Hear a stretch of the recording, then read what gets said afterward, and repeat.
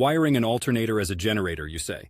That's a project that marries the old with the new, a kind of mechanical hack that appeals to both the tinkerer and the practical problem solver in us.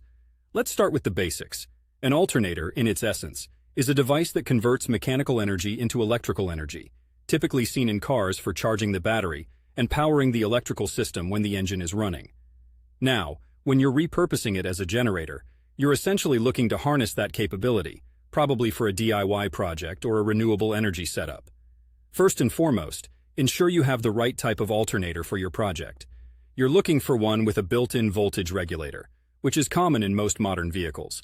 This makes your life a lot easier, as it regulates the output to a safe, usable level. You'll also need a battery, as the alternator requires an initial source of power to generate electricity. Think of it as a Kickstarter. Once it's up and running, it can sustain itself and power other things. Here's a simplified step-by-step guide. 1. Mount the alternator. Secure the alternator to a sturdy base. It needs to be firm because there will be a lot of vibration when it's running. 2. Connect the alternator to a prime mover. This could be anything from a small gasoline engine to a wind turbine, depending on what you have available and your project goals.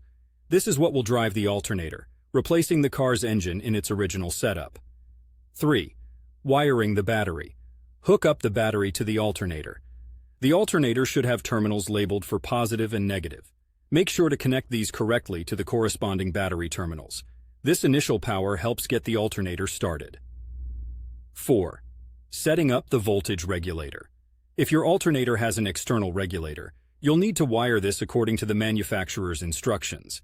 An internal regulator typically doesn't need any additional wiring, which is handy. 5. Generating power. Once everything is connected and secure, start your prime mover. The alternator should begin generating power, which you can then direct to whatever you intend to power, be it lights, tools, or charging other batteries. 6. Monitoring output. It's wise to use a multimeter to check the output from the alternator to ensure it's in a safe range for whatever devices you plan to power.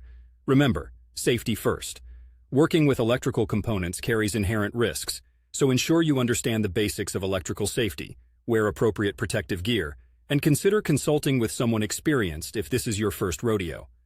Also, keep in mind that while repurposing an alternator can be a rewarding project, it's not going to replace a commercial generator for heavy-duty applications.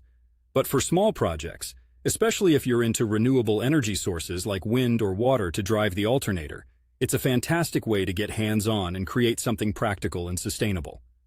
Living in Portland, Oregon, I've found that the community around me is brimming with folks passionate about DIY projects and sustainability. Tapping into local expertise and resources has always propelled my projects forward, and I'd recommend anyone embarking on a similar journey to lean into the knowledge base around them. Whether it's for powering a small set of tools in a remote workshop or adding a renewable aspect to your home energy setup, getting an alternator functioning as a generator can be a satisfying project. Embrace the process, expect some trial and error, and enjoy the fruits of your labor. Happy tinkering!